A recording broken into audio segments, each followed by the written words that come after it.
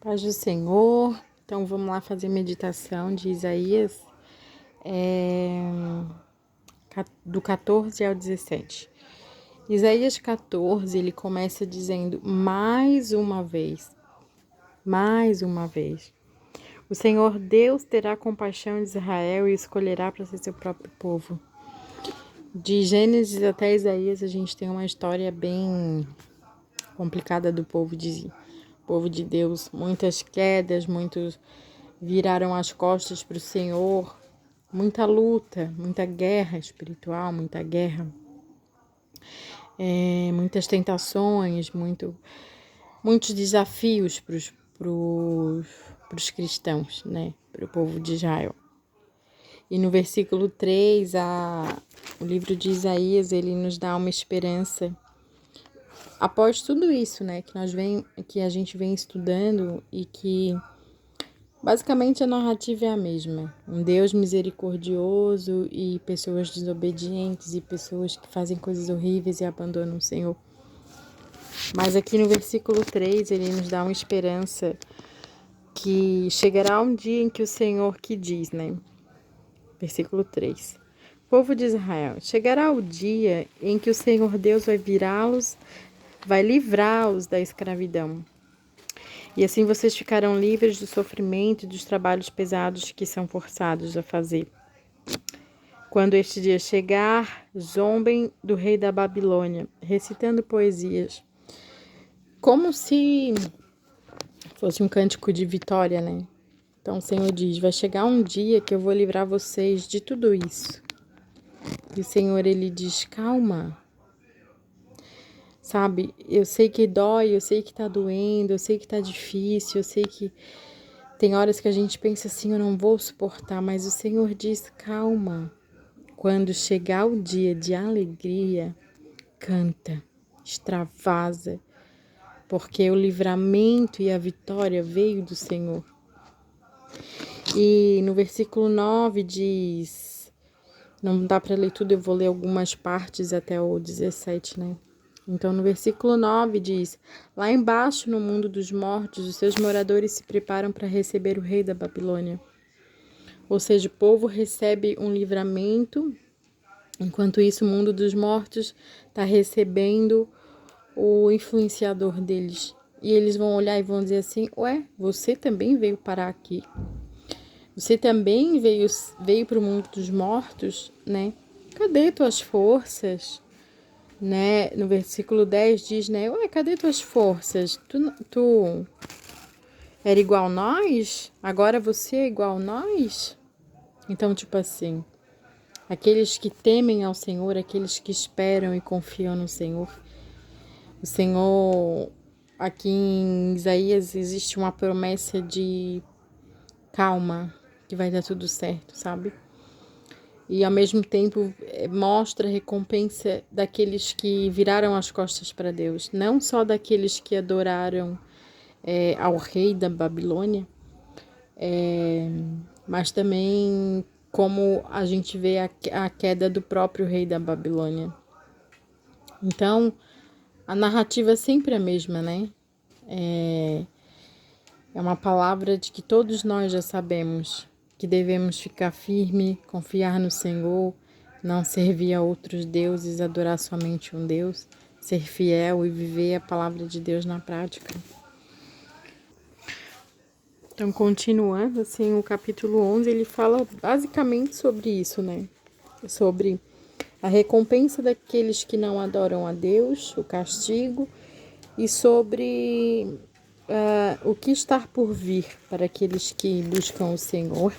E o versículo 32 do capítulo 14 narra bem isso, que diz assim, ó. Que resposta será dada aos mensageiros que vierem da Filisteia? A resposta será esta: o Senhor Deus fundou Sião, e ali os pobres do seu povo encontrarão abrigo.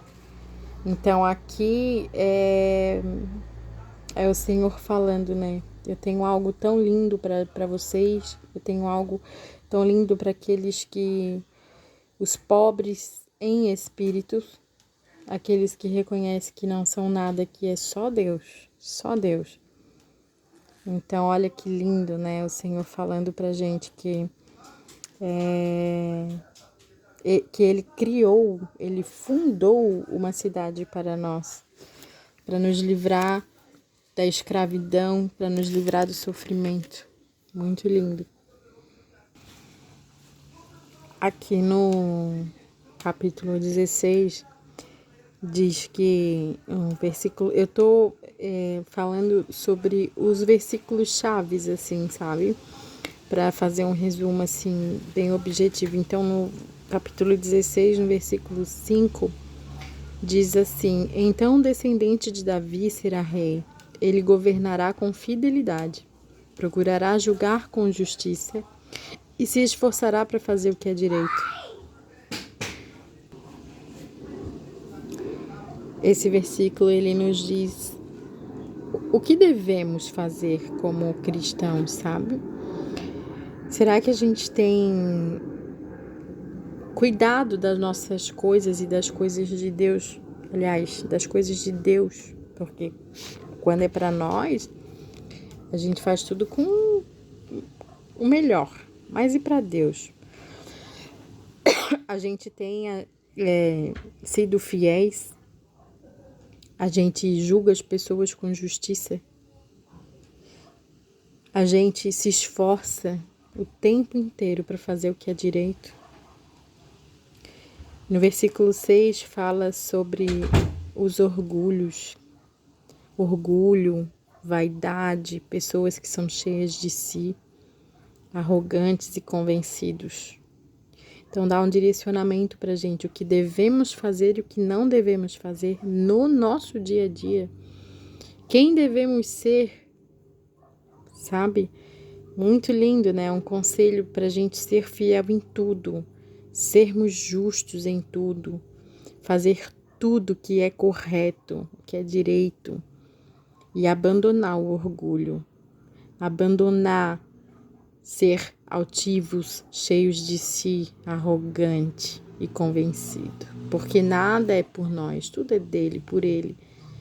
E se fazemos alguma coisa é pela misericórdia dele, porque ele permite, porque o dom vem do Senhor. E para finalizar, aqui no capítulo 17 a gente vê que, fazendo um resumão assim desse capítulo, fala que de uma perspectiva de como é desastroso, como é terrível não ter a presença de Deus. No versículo 10 diz que Ele é o Salvador, que Ele é o forte protetor. Mas no versículo 1 em diante, até o 6 ali, fala que a cidade sem Deus e a cidade sobre juízo ficará sobre ruínas, abandonada para sempre, sem a presença de Deus. Fortalezas serão destruídas, reinos, nada vai ter importância. No versículo 7 fala que naquele dia as pessoas olharão para o seu Criador a fim de pedir ajuda. E todos se voltarão para o Santo Deus de Israel e não confiarão mais nos altares que eles construíram, nem nas imagens que eles mesmos fizeram, nem nos postes da deusa Azira. Eu chamo de Azira, mas eu já vi falar alguém Azerá, sei lá. Nem nos altares queimados de incenso, ou seja, mas aí não vai dar mais tempo. O Senhor, Ele fala, o Senhor, Ele alerta, o Senhor, o Evangelho está aí sendo espalhado, sendo propagado. E como que está o povo de Deus? Aqui fala sobre Israel, sobre um povo de Deus. Não sobre pagãos, fala sobre o povo de Deus. Muitos estão perdidos achando que está tudo bem. É hora de conserto, é hora de santidade, é hora de buscar realmente o Criador. Porque a gente recebeu uma profecia que o Senhor diz: andem direito, andem no caminho correto, porque sem mim, sem a presença de Deus, é destruição, é morte, é briga, é choro, é dor. E o Senhor, Ele falou que tem uma cidade que Ele mesmo fundou. Então deve ser algo extraordinário. E as palavras de Isaías nos dão, esses capítulos nos dão um alerta, né? E um alerta, uma esperança, que o Senhor, Ele não é homem para que minta, nem filho do homem para que se arrependa. Então cuidado com a vida que você tem tido, achando que está arrasando. Ah, sou crente. Cuidado. Vamos buscar pelo Senhor verdadeiramente. Derrube os seus altares, altares de vaidade, altares de soberba, de arrogância. Porque estar na igreja de domingo a domingo não quer dizer nada. Se o teu coração não está voltado para Deus e se no teu dia a dia tu não pratica a fidelidade, a justiça, se tu não faz o que é direito, se tu tem pensamento mal, de nada adianta. Amém? Que Deus abençoe.